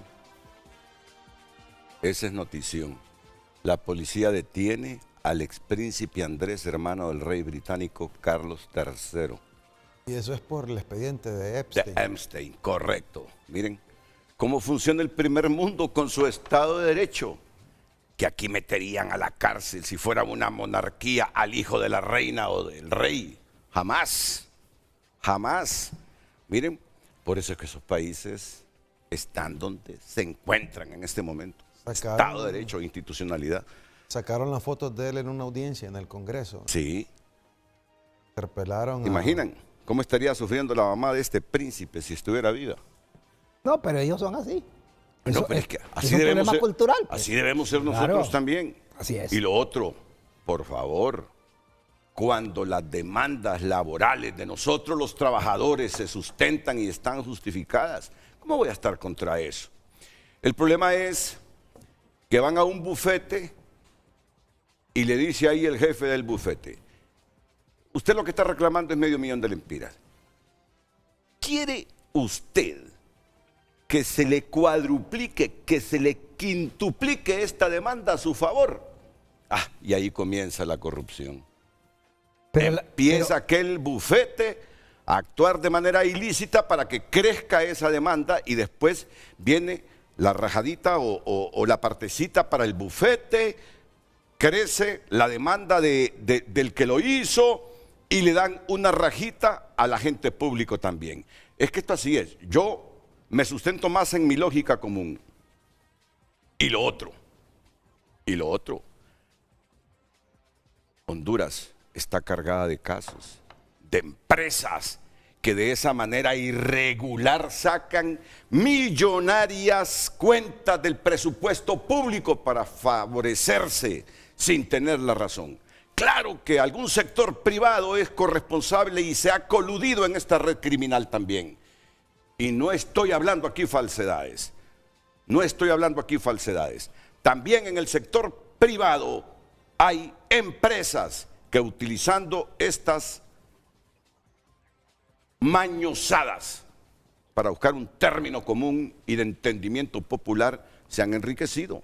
No solo son con las demandas laborales. Lo decía la Chico, ¿verdad? Sí tiene una deuda con el sector construcción increíble, que supera los 1.100 millones de lempiras. Secretaría de Salud con los proveedores de medicamentos, demandas laborales, o sea, el Estado es una bomba de tiempo, Renato. Y si no se le ponen las acciones correctivas de inmediato, de verdad que podemos quedar en una situación de insolvencia y, como dice el doctor Rodríguez, de parálisis, ¿verdad? De parálisis y con un Estado fallido. Yo le volvería a poner a todos los empleados públicos de estas instituciones, incluyendo la Corte, aquel medidor de mentiras, ¿cómo es que se llama? El detector de mentiras. Parece abusivo lo que propongo, pero volvería, si queremos que nazca un Estado de derecho y con funcionarios públicos transparentes, les volvería a meter el detector de mentiras a ver quiénes realmente merecen seguir siendo empleados públicos y a los que contratan, a ver si tienen capacidad, mérito, moral y ética para obtener un cargo público. Este país tiene que sanearse, Yo le quería decir una cosa, Renato. Mire, decírselo al auditorio, ¿no? Don Renato, además de su función periodística, ha combinado también con su interés en la solución de problemas nacionales. Y en más de una ocasión nos hemos encontrado en ese camino. Yo recuerdo que cuando la crisis de la universidad estaba en lo máximo de su extensión como crisis, en mi casa celebramos un desayuno con don Pepe Lobo, que era el presidente del Congreso, con don Renato, Neto Paz y su servidor, a iniciativas de Renato para buscarle un problema, una salida al tema de la universidad. Y allí fue donde empezó la inquietud de que se acelerara la discusión de una nueva ley orgánica de la universidad. Ya era presidente Pepe, ¿verdad? No, presidente del Congreso. Era presidente del Congreso, claro. Sí, porque ahí se venía la reforma, correcto. Y entonces resulta que allí pues discutimos, Pepe con muy buena voluntad, porque es innegable, él tenía su buena voluntad de que el proceso siguiera adelante. Y la verdad, lo que quiero significar es que hemos estado involucrados en este tipo de iniciativas y ahora en este tema hay que involucrarse más, no solamente como periodista, no solamente como abogado, porque nosotros somos ciudadanos y tenemos un deber con la polis, como decía Sócrates, ¿va? No tenemos solo un deber con nuestro patrimonio, tenemos que contribuir con la sociedad. Entonces, pero usted decía una cosa bien importante. No se puede resolver el problema a costa de negarle los derechos fundamentales a los trabajadores. No creo que sea esa la intención y tampoco debe permitirse. O sea, no solamente el derecho a demandar, sino el derecho a que se le paguen sus prestaciones e indemnizaciones laborales. Ahora sí hay que atacar las causas, los problemas de fondo. Por ejemplo, ya lo mencionaba el abogado Díaz, uno de los problemas son los despidos injustificados. La mayor parte de las demandas las pierde el Estado porque no se hizo un procedimiento adecuado de despido, porque se hizo un despido arbitrario, un despido sectario, por otras razones que no tienen que ver ni con la antigüedad, ni con los méritos del servidor público o del trabajador en las instituciones descentralizadas. Entonces, hay que atacar, señor procurador, señores funcionarios del actual gobierno, las causas por las cuales se dan esos despidos injustificados. Lo que decía Dante Mossi en el mensaje que le dio María. Entonces, yo he venido proponiendo una iniciativa que no se me ha parado bola, como dicen, que incluso llegué a elaborar un reglamento, que ahora le llaman manual, cualquier nombre que se le dé. Un reglamento para que los despidos se enmarcaran en la ley. Pero como eso a veces no conviene, porque lo que quieren es despedir de cualquier manera para emplear a otros, y esto ha venido ocurriendo entre unos y otros. Aquí no es de señalar a determinado partido político. Todos han caído en eso. Entonces, yo propongo, señor procurador, un plan urgente para que capaciten a los nuevos secretarios generales, a los abogados de las dependencias, a los jefes de personal, para que ellos controlen el conflicto laboral, para que ellos eviten tomar decisiones, que eso ya lo hicimos en el pasado en instituciones como la ENE, y la mora de las demandas se redujo increíblemente. Entonces, una labor preventiva de formación de los cuadros del gobierno, que ya sea en los ministerios, en los entes descentralizados o desconcentrados, van a manejar el conflicto. Hay que prepararlos para manejar ese conflicto de la manera preventiva. La otra cosa es lo que usted también señalaba, la responsabilidad. Antes había en la Ley General del Presupuesto una disposición que hacía responsable al funcionario que tomara decisiones incorrectas, de repetición, como se llamaba. Pero eso se borró. Ah, ¿lo derogaron? Por lo menos lo que existía al principio, y no sé los cambios que han habido. No recuerdo cómo está en la última ley del presupuesto. La acción de repetición contra los funcionarios públicos está en la Constitución de la República, así que con ese artículo nosotros nos salvamos. Ah, en el 324. Pero siendo propositivo y siguiendo la línea de pensamiento del doctor Rodríguez, Renato, ustedes que tienen una Constitución preciosa, a mí me gustaría enseñarle este artículo al pueblo hondureño. Usted la tiene también, solo que en pequeño. Sí, al pueblo hondureño y principalmente a los funcionarios del Estado, al Procurador General de la República y al Presidente de la República.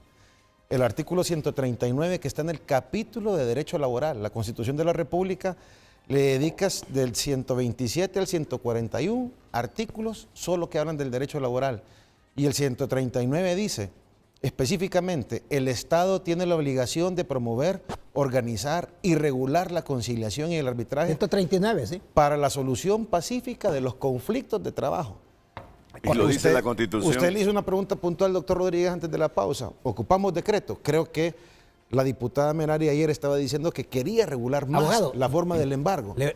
Pero este mandato que tiene el Estado de promover la conciliación, en vez de tener esa carga de 34,000 expedientes en el juzgado del trabajo, que todos van a estallar en bombas, porque es difícil, un abogado laboralista, Renato, a uno lo contratan porque uno ya hace un diagnóstico y le dice, ese no tiene causal de despido, el despido se va a ganar ese caso, y difícilmente un juez se va a atrever a revertir la jurisprudencia, porque el despido se convierte en ilegal si no cumple con el 117 del Código del Trabajo. Un decreto ley que promueva la conciliación para que el Procurador General de la República pueda conciliar las demandas laborales. Subirnos a la capacitación que dice pero quiero aprovechar su idea porque es brillante. Señor Procurador, señores del gobierno, tengo preparado el proyecto de ley para la creación del Centro Nacional de Conciliación, para que haya un ente, porque la conciliación se ha venido haciendo en el Ministerio de Trabajo o en los juzgados, pero no ha estado suficientemente regulada. La conciliación es una institución importante para prevenir o para disminuir la mora judicial y resolver en ese centro de conciliación los problemas. Entonces, pongo a la disposición gratuita, no tienen que pagarme ni un centavo, el proyecto que tenemos elaborado para que lo pongan, lo socialicen, lo discutan.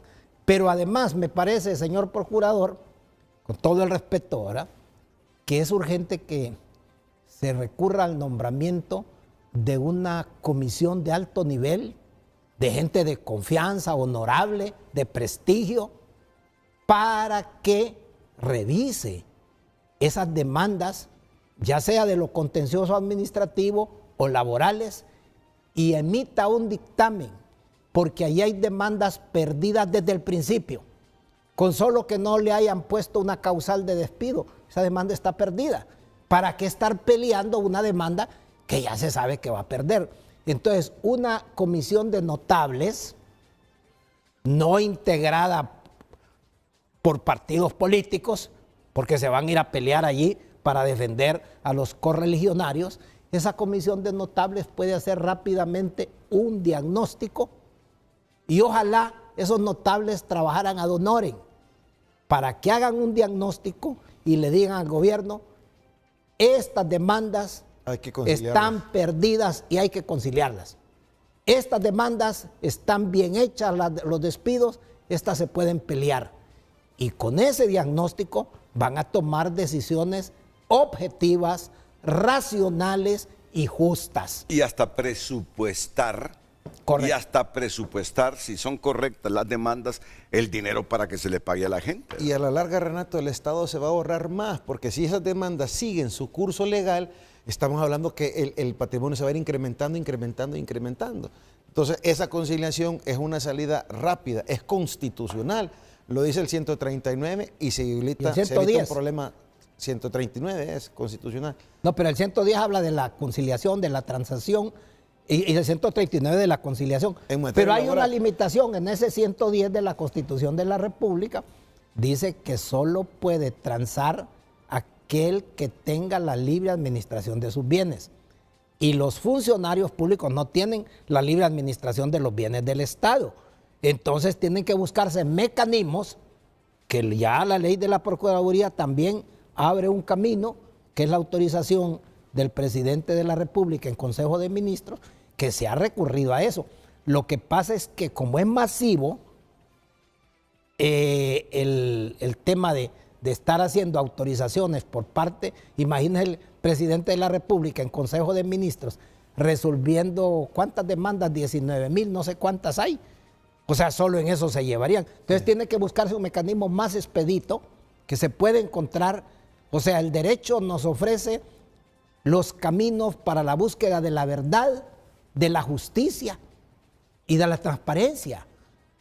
Y están las disposiciones, como usted bien lo señalaba. No es de estar inventando. Allí el artículo 127, creo que es de la Ley General del Presupuesto, allí habla también, o sea, el tema de los embargos.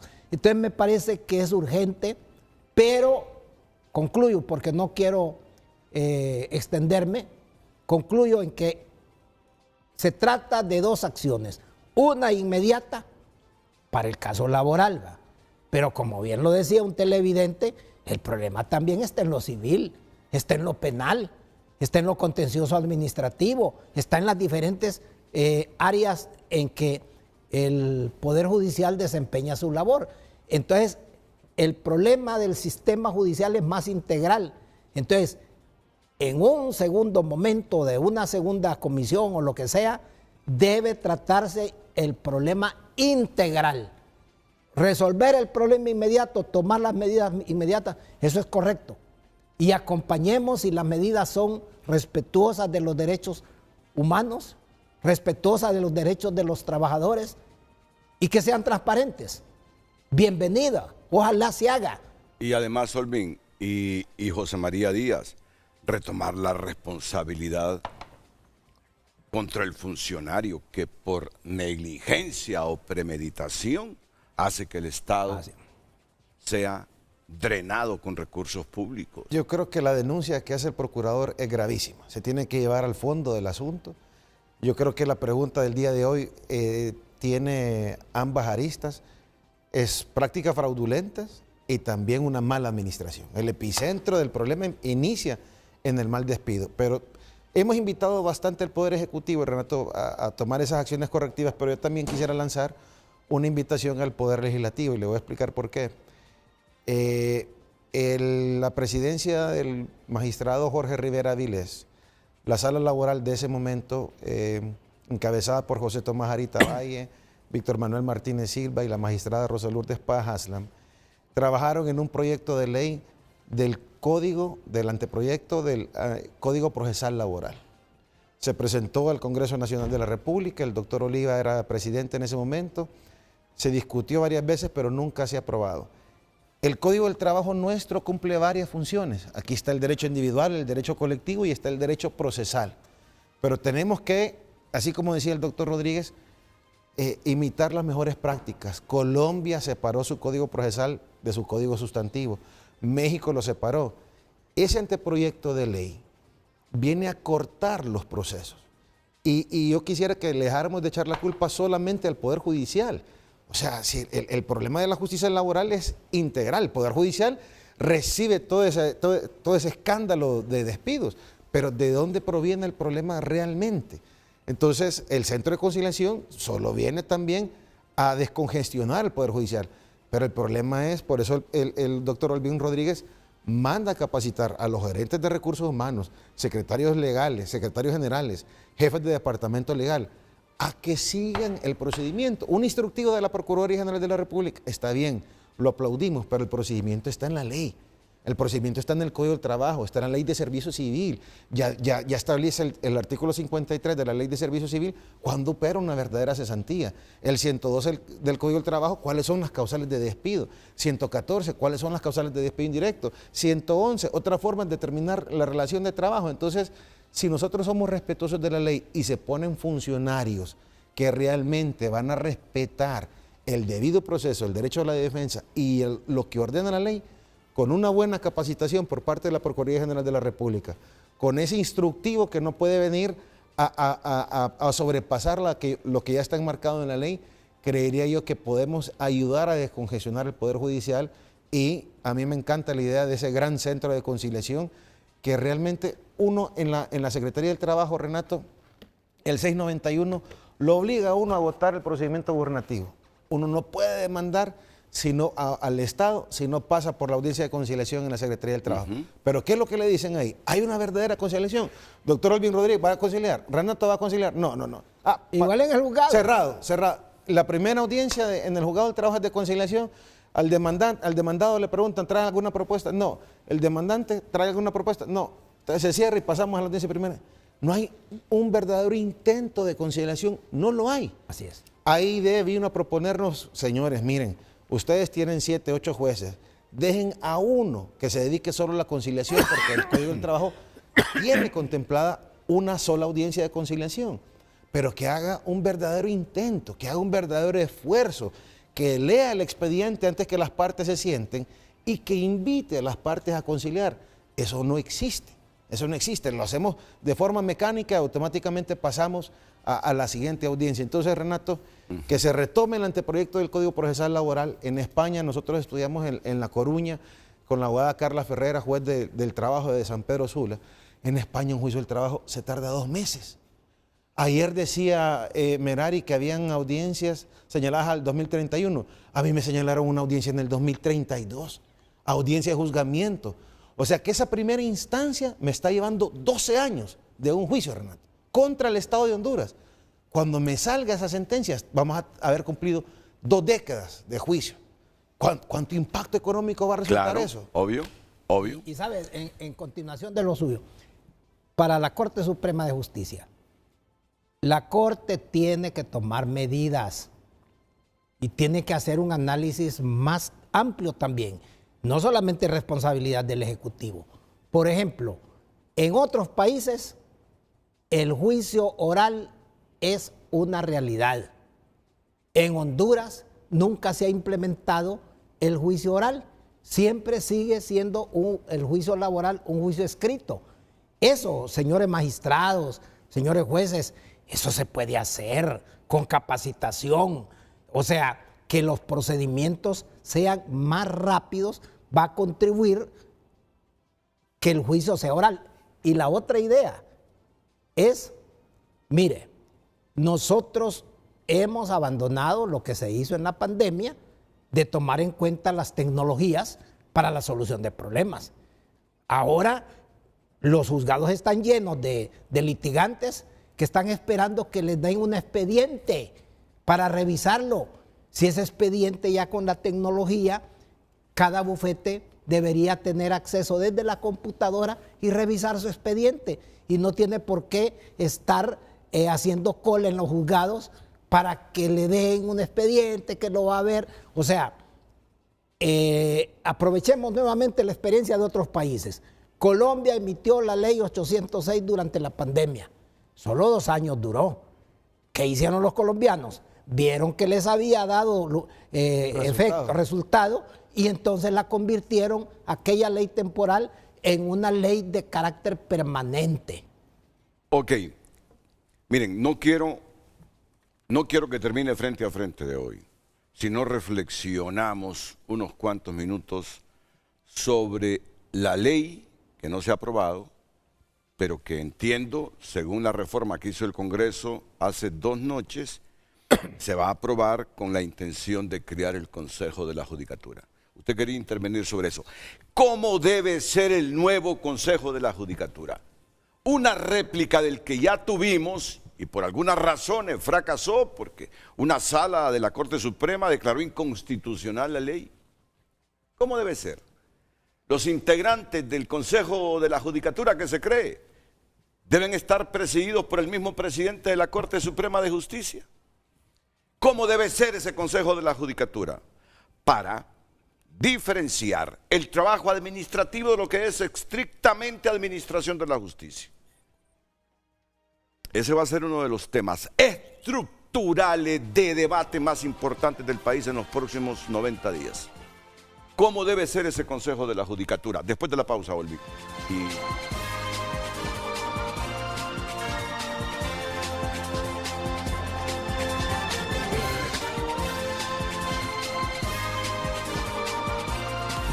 Las redes sociales son presentadas por La Curazao. Estamos mundialistas para equiparnos con Credi Oportunidad. Disfruta de beneficios exclusivos y compartamos juntos la emoción de cada partido. Así se expresa nuestra audiencia vía WhatsApp. Vamos a dar lectura. Lamentable la situación del Seguro Social. Deberían de cambiar todas esas autoridades. El personal que están en la dirección de administración deberían de cambiarlo rápidamente y contratar a personas capaces. Vamos a dar lectura a otro mensaje que este usuario habla de otro tema. Buen día. El problema de embargos y demandas laborales ha sido un problema en especial para las alcaldías municipales, que dependen más del 70% de los fondos de transferencias. Villa de San Antonio, Comayagua, sufrió en embargo de 17.3 millones, el cual Secretaría de Finanzas, ni Secretaría de Gobernación y Justicia, ni nadie nos notificó. Solo tomaron el dinero y nadie, ni nuestro propio abogado defensor lo sabía, que el embargo ya estaba realizado y nos perjudicaron en su totalidad el presupuesto del 2025. Otro usuario nos dice, a algunos los despiden porque los políticos meten personas a las empresas del gobierno en plazas que no existen. Gracias por su participación a través de nuestras redes sociales. En Frente a Frente, nos interesa tu opinión.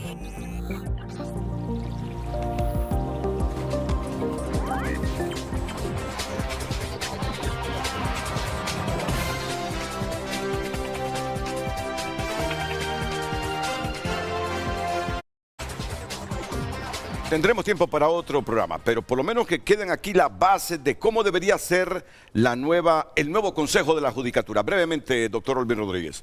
Bueno, esa es una alternativa, ¿va?, de solución del problema, quizá de preferencia.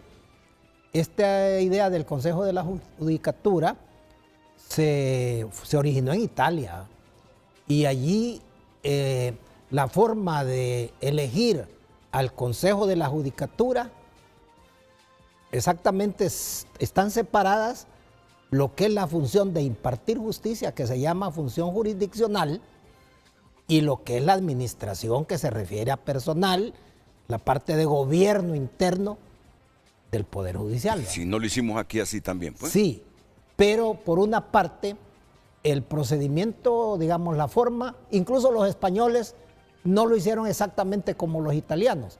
En Italia, el Consejo de la Judicatura, probablemente en este mundo occidental, es donde mayor prestigio tiene. ¿Por qué? Tomaron medidas desde la forma de integrarlo. En la selección del Consejo de la Judicatura participan, y de los magistrados que van a impartir justicia, hay una participación, las 2/3 partes la integran los jueces y magistrados en funciones. Y la otra 1/3 parte la integran diputados, senadores, pero que sean juristas connotados. O sea, que no es cualquiera el que interviene para la selección de los jueces. Ese Consejo de la Judicatura es el paradigma, es el modelo general con bastante éxito, a tal grado que un presidente de Italia, que era, el presidente del Consejo de la Judicatura en Italia, ¿quién es? Es el presidente de la República. Y Sandro Pertini, cuando fue presidente del Consejo de la Judicatura, fíjese que era de tanto prestigio el Consejo de la Judicatura que él no se presentaba como presidente de la República. Sandro Pertini, el viejito. Claro. Que solo lo recuerdo porque estuvo en el Santiago Bernabéu en la final de España-Italia, y cuando ganó Italia saltó el viejito. El presidente claro, de la República. Él se presentaba como presidente del Consejo de la Judicatura y no como presidente de la República. Ok, pero actualmente, ¿cómo está el Consejo de la Judicatura en Italia? No, exactamente. El presidente sí, sigue igual. O sea. ¿Y en España? No, en España no conozco el detalle. ¿Y aquí pero qué? Otras variantes. Ya no tengo tiempo. ¿Y aquí cómo debería ser? ¿Lo debería presidir la presidenta de la Corte? Hay que buscar una forma, pero que no sea esta de la Junta Nominadora, ¿verdad? Porque esto es una usurpación de la soberanía, es una violación del artículo 2 de la Constitución de la República, donde los poderes fácticos, que el profesor Luigi Ferrayol le llama poderes salvajes, han asumido el control, y realmente a la larga quien decide no es el Congreso. O sea, al Congreso le llega ya un proceso, ponga esto, si esto. Okay. Entonces, desde ese momento, o sea, tenemos que revisar todo el sistema. ¿Qué idealiza usted de cómo debe ser integrado el Consejo de la Judicatura? Unos 30 segundos. Con jueces, o sea, fundamentalmente, mayoritariamente con jueces, en consulta, como es en Italia, que hay una consulta universal a todos los jueces y magistrados, para que sea la gente que conoce la que determine quiénes son los que van a ejercer tanto la función jurisdiccional como la función José María Díaz, ¿y usted? Bueno, brevemente, ¿qué idealiza de cómo debe estructurarse el Consejo de la Judicatura? Bueno, un Consejo de la Judicatura totalmente autónomo, independiente, fuera del Poder Judicial, donde los magistrados no tengan ningún tipo de injerencia, pero un mensaje final para la clase obrera, Renato. Demandar al Estado de Honduras no es delito. Los derechos del trabajador son derechos humanos inalienables. Y retomar el tema del anteproyecto del Código Procesal Laboral y una solución integral al problema de los despidos laborales. Gracias, José María. Y María Corea, la pregunta que ya fue respondida en estas 2 horas por los panelistas, pero léela, por favor, María Corea. La pregunta, más allá de acusaciones y defensas, ¿qué necesita cambiar Honduras para que el Estado pague lo que debe sin que nadie pueda aprovecharse del sistema? Correcto. Yo creo que ustedes dieron muchas respuestas hoy. Sí, pero el problema de fondo, el tema es cultural. O sea, no es un problema solamente de las instituciones, sino que la corrupción, que es también un tema cultural, se ha metido hasta el tuétano de las instituciones. Totalmente de acuerdo, totalmente de acuerdo. Chema. Muchas gracias, Gracias, Olvin. Muchísimas gracias. Gracias a todos ustedes fuera y dentro de la geografía nacional.